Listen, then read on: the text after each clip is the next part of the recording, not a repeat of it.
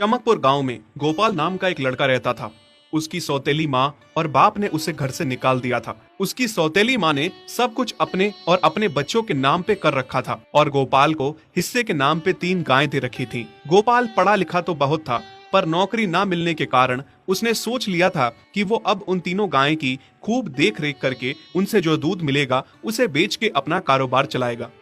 अब मैं बिल्कुल अकेला हो गया हूँ। गौ माता, तुम तीनों के अलावा मेरा अब कोई भी नहीं है। बस मेरा घर चलाने के लिए तुम तीनों को मेरी मदद करनी होगी।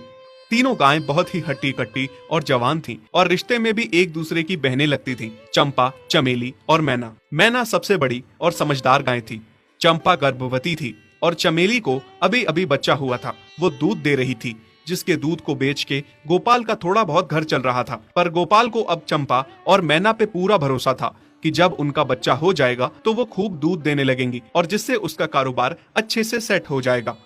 देखा चमेली बहन, हमारे मालिक को कितनी उम्मीदें हैं हम तीनों से।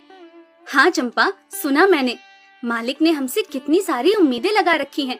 और उम्मीद रखे भी क्यों ना, कितना समय खर्च करते हैं मालिक हम पे और कितनी सेवा करते हैं हमारी, कितना खिलाते पिलाते हैं हमें।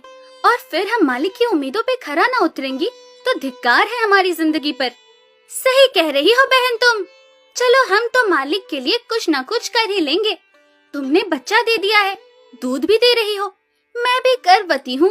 थोड़े दिनों में मैं भी बच्चे को जन्म दे दूंगी, फिर दूध भी देने लगूंगी। लेकिन इस मैना दीदी को देखो, हम दोनों से बड़ी हैं, एक बार भी बच्चा ना दे पाई आज तक। क्या इसका फर्ज नहीं बनता मालिक के लिए कुछ? ये तो बड़ी हैं, हमसे ज्यादा इसको मालिक के लिए करना चाहिए था, लेकिन हम छोटी होकर इतना सोच रहे हैं। तुम दोनों ऐसा क्यों कह रही हो?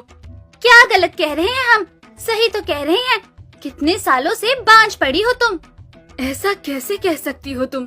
बच्चा देना ना देना मेरे हाथ में थोड़े ना है। मैं भी तो माँ बनना चाहती हूँ ना। मैं भी चाहती हूँ कि दूध दूँ और मालिक को मेरे दूध से कुछ फायदा हो। अरे तुम क्या बच्चा दोगी जो इतने सालों से नहीं दे पाई? तुम ये ख्वाब लेना बंद करो कि तुम बच्चा दोगी और तुम्हारे दूध से मालिक को कोई फायदा होगा। दोनों छोटी बहनें बड़ी बहन मैना की बेबसी का मजाक उड़ाती हैं और उस पे हंसती हैं। इस बात से मैना बहुत दुखी होती है और रोती है कि उसी की बहनें उसको दिलासा देने की बजाय उसे ताने मार रही हैं, उसका मजाक उड़ा रही हैं। फिर एक दिन गोपाल का पड़ोसी उससे कहता है, अरे गोपाल, तुम्हारी 2 गायें तो ठीक है, एक गाय का क्या है? उससे तुम्हें कोई फायदा नहीं है, बेच क्यों नहीं देते उसे?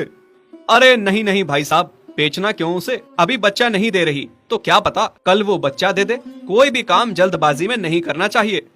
अरे नहीं गोपाल, मेरे कहने का ये मतलब था कि तुम्हें अपना कारोबार जल्द खड़ा करने की जरूरत है, क्योंकि तुम्हारे घर वालों ने तुम्हारे साथ जो कुछ भी किया वो बहुत गलत था।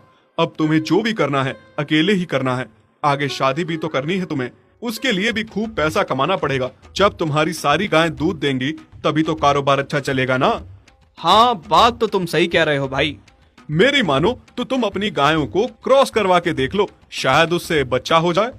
हाँ, ये सुझाव तुमने सही दिया, मैं कल ही ऐसा कर लेता हूँ। सुना तुमने मैना बहन मालिक की बातों को? कितना परेशान है मालिक तुम्हारी वजह से, पर तुम्हें तो कोई बात कह ही नहीं सकते। झट से बुरा जो मान जाती हो तुम। मैना ये सब सुन के बहुत दुखी होती है, पर करती भी क्या, उसके हाथ में कुछ नहीं था। गोपाल ने मैना को क्रॉस करवा के भी देखा, पर उसका भी कोई फायदा नहीं हुआ। गोपाल, जो सुझाव मैंने तुम्हें दिया था, क्या वो तुमने आजमाया? हाँ भाई, वो भी करके देख लिया, पर उसका भी कोई असर ना हुआ। ये गाय किसी काम की नहीं है गोपाल, मेरी मानो तो इसे बेच दो। मैं सोच रहा हूँ एक बार फिर से क्रॉस करवा के देखता हूँ, शायद कोई बात बन जाए। देख लो, पर मुझे नहीं लगता। देखा, इन लोगों को भी पता चल गया, तुम बच्चा नहीं दे सकती, तुम बांझ ही रहोगी। सही कह रही हो तुम दीदी, इतने जतन करने के बाद भी बच्चा नहीं हो रहा तो अब क्या होगा? गोपाल मैना को एक बार फिर से क्रॉस करवा लेता है। दोनों बहनें चंपा और चमेली मैना के बांझपन का मजाक उड़ाती हैं और उस पे खूब हंसती हैं। फिर एक दिन मैना चमेली के बच्चे के साथ खेल रही थी कि तभी चंपा देख लेती है। हाँ देख तो चमेली दीदी, ये मैना दीदी तेरे बच्चे के साथ क्या कर रही है? मुझे समझ में नहीं आ रहा, तू इस बांझ के साथ अपने बच्चे को कैसे छोड़ सकती है? जब मेरा बच्चा आ जाएगा मैं